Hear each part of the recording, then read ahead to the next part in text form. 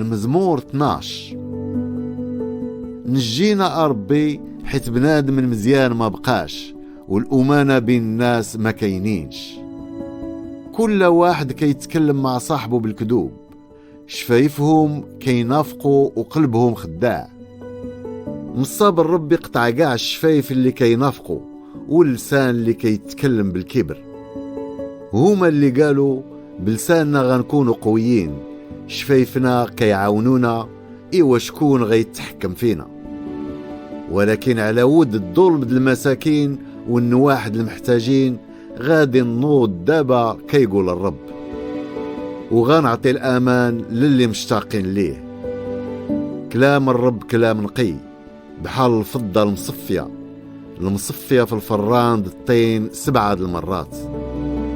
انت ربي غادي تحفظهم وتحميهم من هذا الجيل على الدوام.